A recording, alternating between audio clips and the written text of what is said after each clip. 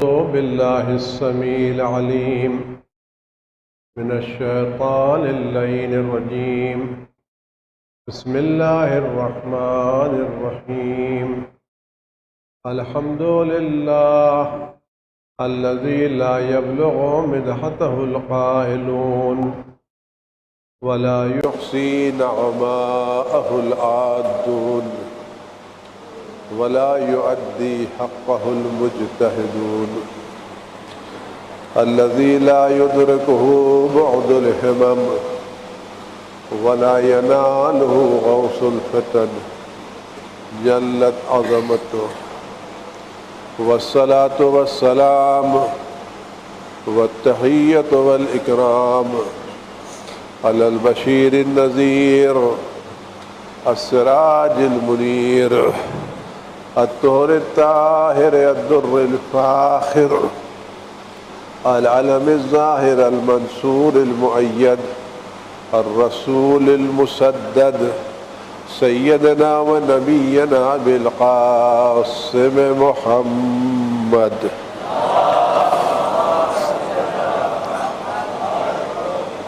وعلى آله الطيبين الطاهرين المعصومين المظلومين الذين أذهب الله عنهم الرجس وطهرهم تطهيرا.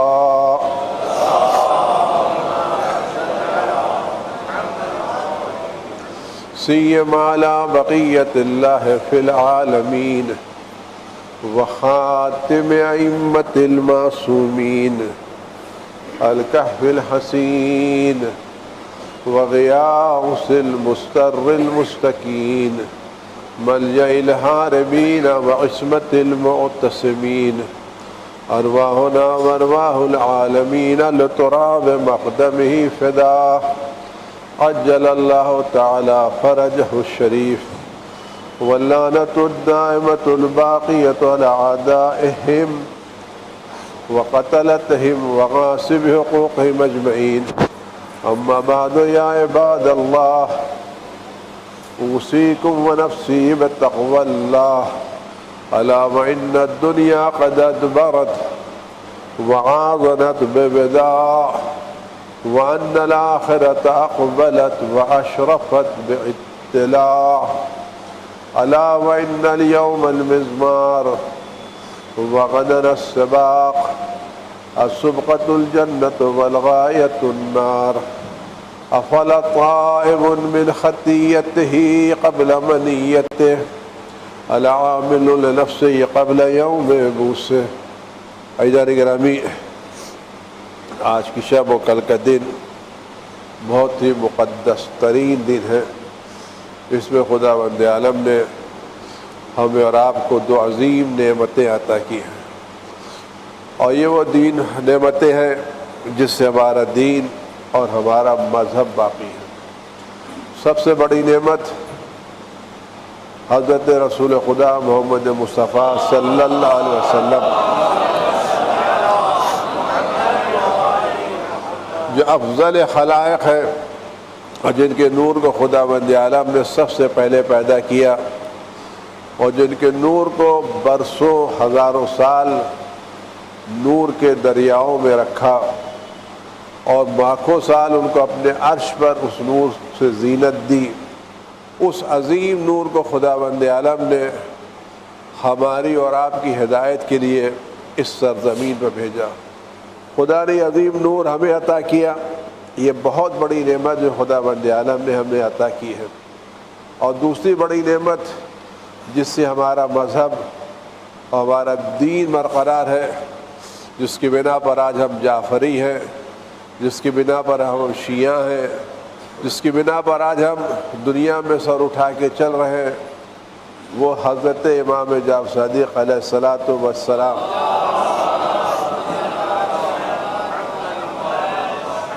یہ نبوت امامت کے دو نور، دو عظیم شخصیتیں خداوند عالم نے ہمیں عطا کی ہیں. ہماری ذمہ داری کہ ہم ان شخصیتوں کے تعلق سے اپنے گھروں کو منور کریں، چراغاں کریں، اچھے کپڑے پہنیں، جن جن کے گھروں میں ہے انہیں کم از کم ایک چھوٹی سی لائٹ بنا کے بتائیں کہ ہم بھی رسول خدا کا جشن مناتے ہیں، اور یہ جشن منانا اثر رکھتا ہے۔ ایک واقعے کے مطابق ابو لہب رسول اللہ کے چچا تھا۔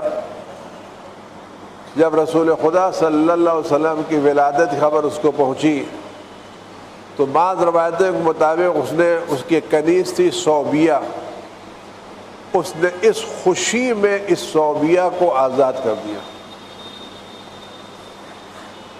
یہ خبر سن کر کے کہ میرا بھتیجا آیا ہے، میرے مرحوم بھائی کی نشانی ہے، یہ سن کر کے اس نے اپنی کنیز صوبیہ کو آزاد کر دیا۔ خدا بند عالم اس کو یہ ایسا، گرچہ وہ جہنم میں ہے لیکن خدا بند عالم نے صوبیہ کے آزاد کرنے کی بنا پر اس کے عذاب میں کچھ کمی کر دی ہے۔ اگر خدا بند عالم ایک کافر، ایک مشرک، ایک دشمن اسلام کے عذاب میں اس لیے کمی کرتا، اس نے پیغمبر کا روز جشن منایا اور ان کی روز ولادت کے تعلق سے اس نے کنیز آزاد کی، تو ہم جو ان کا کلمہ پڑھتے ہیں، ان کی بنا پر مسلمان ہیں، ان کی بنا پر پاک ہیں، جن کی بنا پر انہوں نے ہم کو جہنم کی آگ سے نجات دی، تو کہ ہماری ذمہ داری نہیں کہ ہم اس موقع پر اپنے گھروں کو سجائیں، اچھا برتاؤ کریں، اچھا پکوان کریں، لوگوں کو صدقہ دیں، کچھ کار خیر کریں 17 ربیع الاول کے متعلق سے، کسی غریب کی مدد کریں، کسی بیوہ کی مدد کریں، کسی ادارے کی مدد کریں۔ رسول اللہ کی مناسبت سے جو کام کرے گا خدا اس کو اجر ضرور دے گا۔ تو ہماری ذمہ داری کہ ہم اس مناسبت سے اپنے گھروں کو سجائیں، کل اپنے گھر کے ماحول کو خوشی کا ماحول رکھیں، اور اپنے بچوں کو بتائیں کہ کس عظیم شخصیت کا یہ روز ولادت ہے۔ یہ ہماری ذمہ داری ہے۔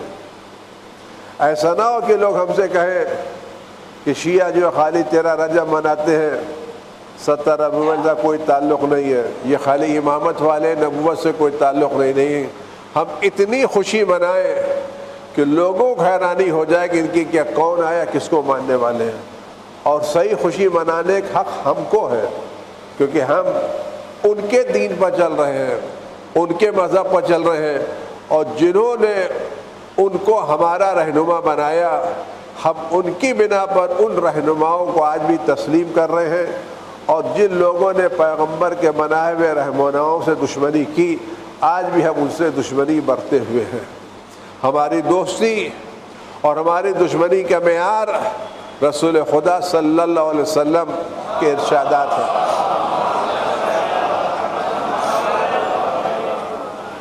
لیکن آپ غور کریں کہ خدا بند عالم نے اس پیغمبر کے ذریعے کیا کیا، اور اس پیغمبر کو خدا بند عالم نے کن حالات میں بھیجا تھا، اور پیغمبر نے ان حالات میں کیسے کام کیا، اور کس طرح سے انہوں نے کام کو بدلا۔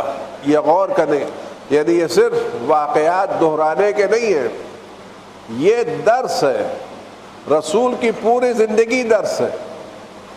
اور رسول اللہ صرف ہمارے لیے نہیں آئے تھے، وہ تو پوری کائنات کے۔ علی ابن طالب علیہ الصلوۃ والسلام فرماتے ہیں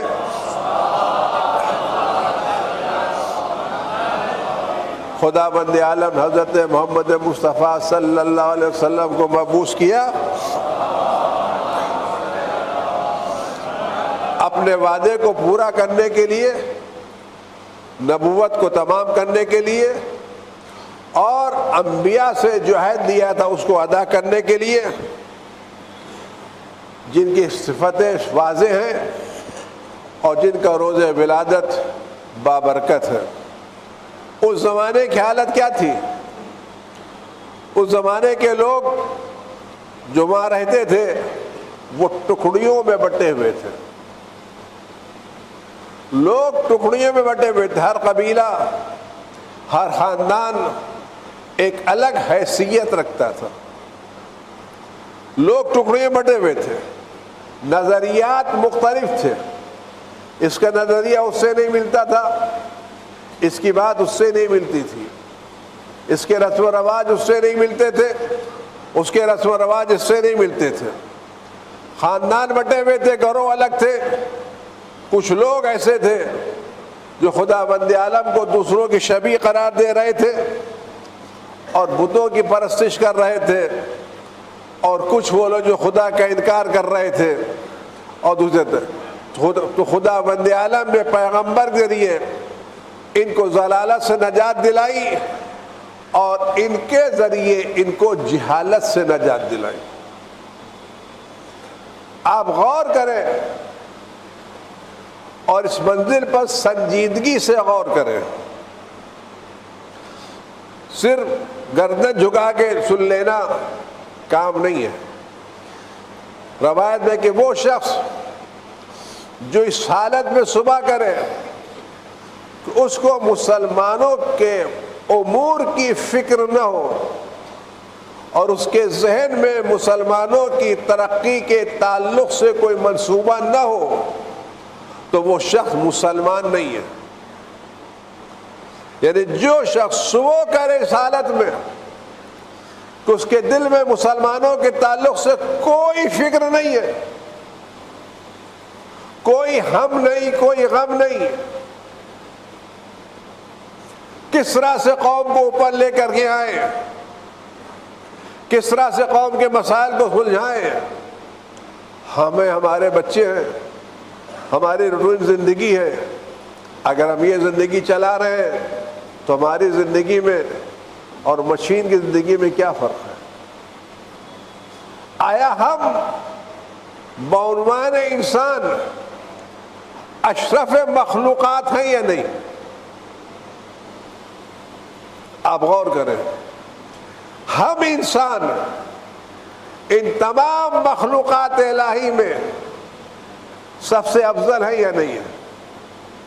ہم اپنے کو سب سے بڑا، سب سے اونچا سمجھتے نہیں سمجھتے، لیکن اگر ہم غور کریں دوسرے کیا ہیں اور ہم کیا ہیں تو پتہ چلے جائے ہم اونچے یا نیچے ہیں۔ سب سے نیچی چیز جو وجود میں ہے وہ زمین، جس کو جمادات کہتے ہیں۔ آپ غور کریں یہ جمادات کیا کام کرتے ہیں؟ آیا یہ جمادات، یہ زمین صرف اپنے لیے کام کرتی ہے یا یہ زمین ہمارے لیے غلہ اگاتی ہے؟ زمین ہمارے لیے سبزیاں اگاتی ہے، زمین ہمارے لیے پھل اگاتی ہے۔ زمین کو کتنے غلے کی ضرورت ہے؟ زمین ہمیں غلہ دے رہی ہے، زمین ہمیں اناج دے رہی ہے، زمین ہمیں پھل دے رہی ہے، ہمارا گھر اس پر بن رہا ہے، تو زمین سے فائدہ اٹھا رہے نا۔ اس کے اوپر آئیے، نباتات، سبزیاں، یہ پیڑوں میں جو پھل ہے نا کس کے لیے ہے؟ یہ درختوں کے پھل درختوں کے لیے ہے یا ان پھلوں سے ہم فائدہ اٹھا رہے ہیں؟ درختوں آنے والے پھل ہم کھا رہے ہیں۔ درختوں کی کتنی ضرورت ہے؟ سارے درخت محنت کرتے تاکہ ایک پھل تیار ہو اور دوسرے اس سے استفادہ کریں۔ تو جمادات دوسروں کو دے رہے ہیں، نباتات دوسروں کو دے رہے ہیں، حیوانات۔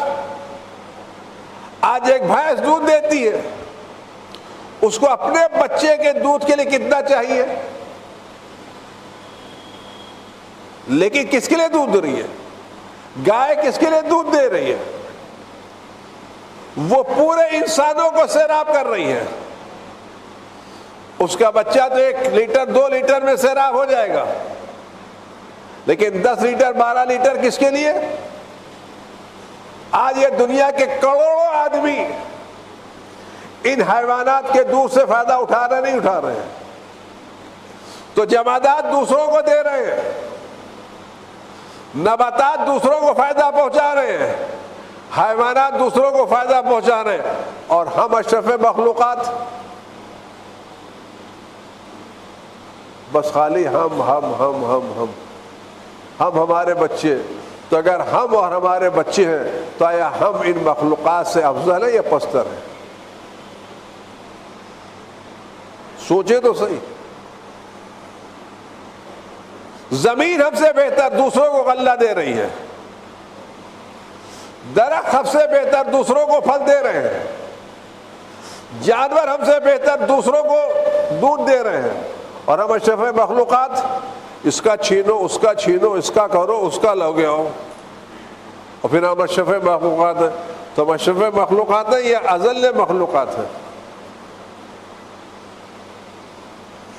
اگر ہم اپنے کو اشرف مخلوقات ثابت کرنا چاہتے ہیں تو اسی وقت ہوگا جب ہمارے وجود سے دوسروں کو فائدہ پہنچے.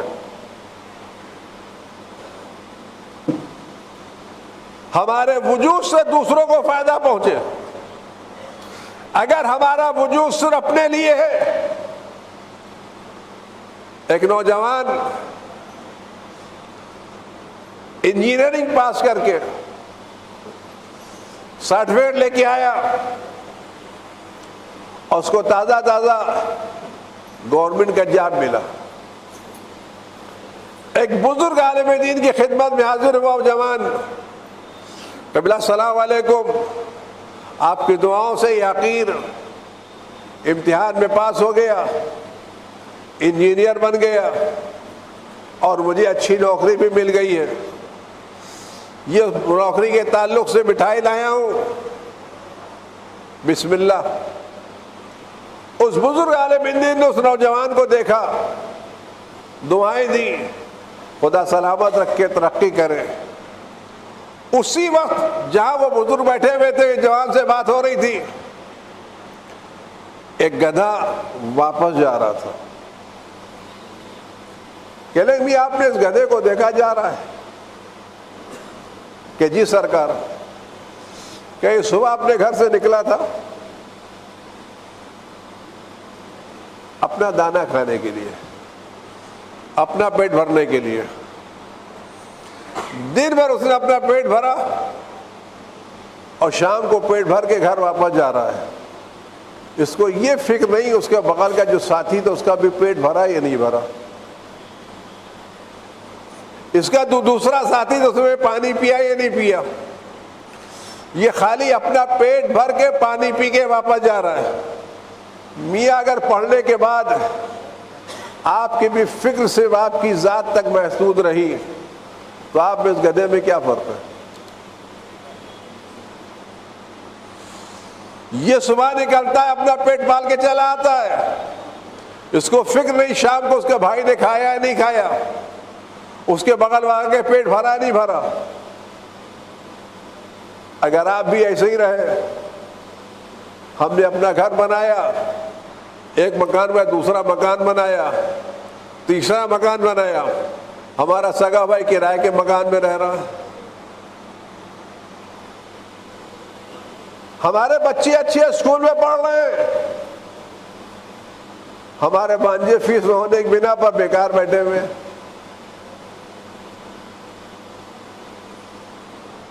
تو کام کیا ہے؟ کیا پیغمبر نے یہی سکھایا کیا؟ اگر ہم اپنی ہی فکر میں ہیں تو ہم جمادات، نباتات، حیوانات سے افضل ہے یا پستر ہے؟ زمین دوسروں کو غلہ دے رہی ہے، درخت دوسروں کو پھل دے رہے ہیں، حیوانات دوسروں کو دودھ سپلائی کر رہے ہیں. ہم ہمارے بچے،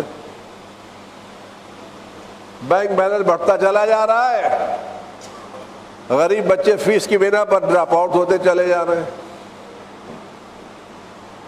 ہم نمازی بھی ہیں، روزے دار بھی ہیں، جشن بھی بناتے ہیں. پیسہ کہاں میں لگائیں گے؟ بریانی میں لگا دیں گے. میں نہیں کہتا بریانی نہ کھلائیے، آپ بریانی کھلائیے اور ٹاپ کلاس کی بریانی کھلائیے. سب سے اچھی جو بریانی ہوتی ہے وہ کھلائیے، اچھی سے اچھی کھلائیے، عمدہ سے عمدہ کھلائیے، میں منع نہیں کرتا، ٹاپ کلاس کی بریانی کھلائیے، سب سے اچھی جو بمبئی بنتی وہ کھلائیے، جی بھر کے کھلائیے، میوہ بھی رکھیے، پھل بھی رکھیے، سب کچھ رکھیے، لیکن آپ غور کریں، اچھا کام ہے، ثواب ملے گا، لیکن آج آپ نے پیٹ بھر کے بریانی کھائی، کل بھوکے ہوں گے یا نہیں ہوں گے؟ یہ بریانی کا ذائقہ کب تک رہے گا؟ میں بریانی مخالف ہے، کھلائیے، جم کے کھلائیے، بہترین ٹاپ کلاس کے کھلائیے، دیسی گھی میں کھلائیے، چھوٹے کے کھلائیے، میوے ڈال کے کھلائیے، لیکن کل آپ بھوکے ہوں گے نہیں ہوں گے؟ لیکن اگر اسی بریانی کے ساتھ ساتھ آپ کسی غریب بچے کے اسکول کی فیس ادا کر دیں تو اس کا اثر کہاں تک جائے گا؟ بریانی کا اثر کل صبح ہوتے ہوتے گٹر میں چلا جائے گا،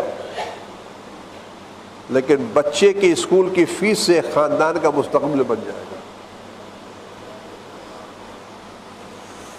لیکن آپ اسکول کی خاطر بریانی میں کمی مت کیجیے کہ آپ بریانی کے یہاں پر دال چاول بانٹ دیے، وہ کام مت کیجیے گا۔ اپنے اخراجات میں کم کر کے دوسروں کو ترجیح دیجیے، یہ کام ہے۔ پیغمبر نے جو جنگ جیتی کیسے جیتی؟ پیغمبر اس گرے ہوئے معاشرے کو جو بلندی کی طرف پہنچایا، وہ دو چیزوں سے پہنچایا، ایک تعلیم اور ایک حسن اخلاق۔ شروع کیا پیغمبر نے تعلیم کے بارے میں، حضرت رسول خدا محمد مصطفیٰ صلی اللہ علیہ وسلم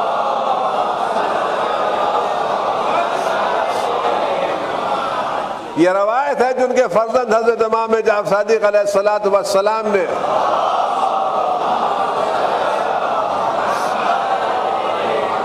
اپنے جد امجد سے نص فرمائی ہے، فرماتا ہے کہ جو شخص علم حاصل کرنے کے راستے پر چلتا ہے، جو شخص علم حاصل کرنے کے راستے پر چلتا ہے، خدا وند عالم اس کو جنت کے راستے پر لگاتا ہے۔ جو علم حاصل کرنے کے راستے پر چلتا ہے، خدا اس کو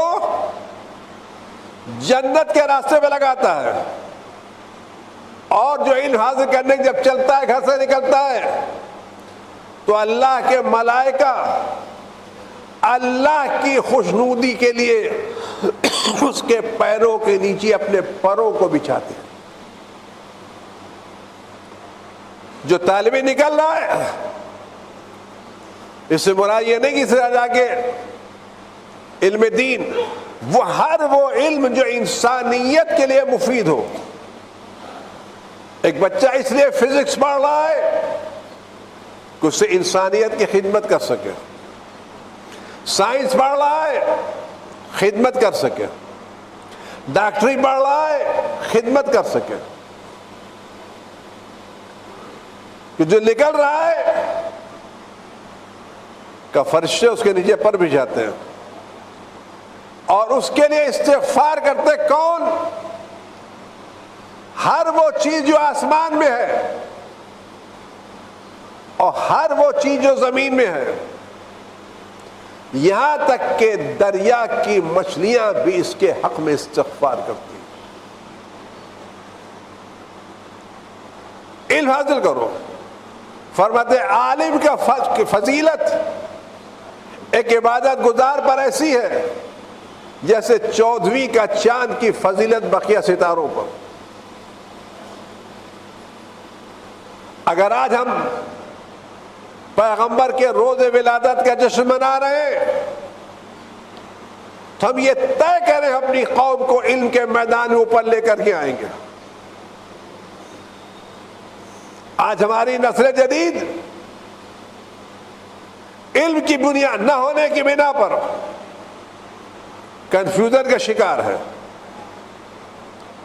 ادھر ادھر بھٹک رہی ہے، کیونکہ یہ علم صحیح جگہ سے حاصل نہیں کر رہے ہیں۔ کل علم کسی ماہر استاذ کے ذریعے، کسی عالم دین کے ذریعے، کسی مدرسے سے حاصل ہوتا تھا، آج علم واٹس ایپ سے حاصل ہو رہا ہے، نہ بھیجنے والے کا پتہ، نہ لکھنے والے کا پتہ، نہ ابتدا کی خبر نہ انتہا معلوم۔ تو جو لوگ اس واٹس ایپ سے علم حاصل کر رہے ہیں، آج انہوں نے ہمارے نوجوانوں کے ذہنوں کو پراگندہ کر دیا۔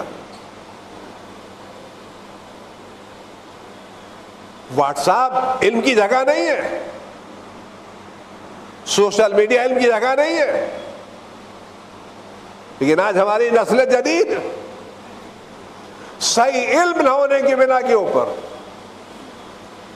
پوری طرح سے کنفیوز ہے۔ ضرورت ہے کہ ان کو صحیح علم دیا جائے اور صحیح جگہ سے دیا جائے۔ امام نے پوچھا گیا، تم کھانا کھا رہے ہو روایت کے بارے میں؟ تو امام نے پوچھا، کھانے سے مراد کھانا نہیں مراد ہے، یہ دیکھو تم علم کس سے حاصل کر رہے ہو۔ علم حاصل کرنے سے پہلے دیکھو یہ آدمی معتبر ہے، یہ معتبر نہیں ہے، اس کی فکر، اس کا عقیدہ، امامت کے تعلق سے یہ شخص کتنا سنجیدہ ہے۔ اس کی باتیں تو اچھی ہیں، زبان تو اچھی ہے، بیان تو اچھا ہے، لیکن امامت کے بارے میں اس کے عقائد درست نہیں ہیں۔ تو جو شخص کتنا ہی پڑھا لکھا ہو، اگر وہ امامت کے تعلق سے وفادار نہیں ہے تو ہماری گمراہی کا سبب بنے گا، ہدایت کا سبب نہیں بنے گا۔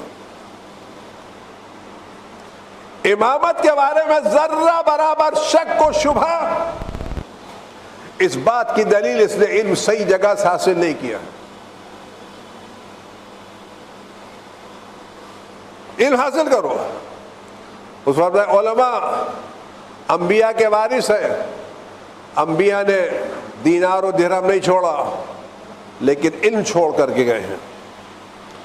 اس کا فرماتے دیکھو علم حاصل کرنا کتنا ہے، علم حاصل کرو، اس کا سیکھنا نیکی ہے، آپس میں ڈسکس کرنا تسبیح ہے، جستجو کرنا جہاد ہے، جو نہیں جانتے ان کو تعلیم دینا صدقہ ہے، اور صاحبان حق کو دینا خدا کی قربت کا ذریعہ ہے۔ اسی سے حلال حرام پہچانا جاتا ہے۔ اور جو شخص علم حاصل کرنے کے راستے پر چلے گا وہ جنت کے راستے پر چلے گا۔ علم تنہائی میں انسان کا دوست ہے، سفر میں ساتھی ہے، مشکلات میں ساتھ دینے والا ہے، دشمنوں کے مقابلے پر اسلحہ ہے، اور دوستوں کی زینت کا سبب ہے۔ آج دشمنان دین اگر آج ہم پر مسلط ہو رہے ہیں، کیوں مسلط ہو رہے ہیں؟ اپنی ٹیکنالوجی کی بنا کے اوپر۔ آج واٹس ایپ وہ لے کر کے آئے، فیس بک وہ لے کر کے آئے، انسٹاگرام وہ لے کر کے آئے، ہم اس کو یوز کر رہے ہیں اور وہ ہمیں کنٹرول کر رہے ہیں۔ کیا ہمارے پاس یہ غیرت نہیں ہے کہ ہم بھی اپنا کچھ ایجاد کر کے دوسروں کو اپنے انڈر میں رکھیں؟ ہم کیوں کنزیومر سوسائٹی بنے ہیں؟ کیا ہمارے نوجوان پروڈکٹیو سوسائٹی نہیں بن سکتے؟ کیا ہم مسلمان صرف کنزیومر بن کے رہیں اور ہماری دولت، ہمارے پیسے دوسروں کے بینک میں جاتے رہیں؟ کیا ہمارے نوجوانوں میں تحقیق کی، جستجو کی، ریسرچ کی صلاحیت نہیں ہے؟ آج یہ مغربی دنیا پر کیوں مسلط ہے؟ اپنی ٹیکنالوجی کی بنا پر، اپنی یونیورسٹی کی بنا پر، اپنی تعلیم کی بنا پر۔ ہم کیوں پیچھے ہیں؟ اس لیے کہ ہمارے کے ادارے نہیں ہیں، آپ پورے ہندوستان میں دیکھ لیجیے کتنی یونیورسٹیاں ہیں جو انٹرنیشنل لیول پر شمار کی جا سکتی ہیں. یہ کون کرے گا؟ ہمیں کرنا ہے. جب تک ہم علم کے میدان میں آگے نہیں بڑھیں گے ہم اس وقت تک ذلیل رہیں گے. اگر ہمیں عزت چاہیے تو عزت کا صرف اور صرف ایک راستہ ہے کہ علم کے میدان میں بلندیوں تک پہنچنا. اگر ہم اس میدان میں آگے نہیں بڑھیں گے تو آنے والے دن میں اور زیادہ ذلیل سے ذلیل ہوتے چلے جائیں گے. علم حاصل کرو. خدا بند عالم علم کے ذریعے سے قوموں کو ترقی دیتا ہے اور علم کے ذریعے سے لوگ لیڈر بنتے ہیں. اگر آج مغربی دنیا لیڈ کر رہی کیوں؟ اپنے علم کی بنا پر, اپنی ٹیکنالوجی کی بنا کے اوپر. کیا ہم آگے نہیں بڑھ سکتے کیا؟ ان کے پاس 3 آنکھیں, ہمارے پاس 2 ہیں. ان کے ہاتھوں میں 6 انگلیاں, ہمارے پاس 5 ہیں. ان کی ہارٹ بیٹ ہم سے زیادہ نہیں. انہوں نے ساری خرابیوں کے باوجود ایک ایسی نسل تیار کی جو علم کے میدان میں ہے. ہمارے نوجوان پڑھنے کے بجائے چوراہوں پر رہتے ہیں. اب اسی بمبئی میں چلے جائیے, دوسرے محلے میں چلے جو مسلمان ایریے نہیں ہیں, وہاں 10 بجے کے بعد سناٹا ملے گا. مسلمان ایریوں میں 2 بجے رات کو بھی چہل پہل ملے گی. یہ ہوٹلوں میں کون بیٹھا ہے؟ 60 برس کے بوڑھے نہیں, 20 برس کے نوجوان. جن نوجوانوں کو لیبارٹری میں رہ کر کے تحقیق کر کے امت ہونا چاہیے, وہ اپنی نوجوانی کے بہترین وقت کو ہوٹل کی چائے میں برباد کر رہے ہیں.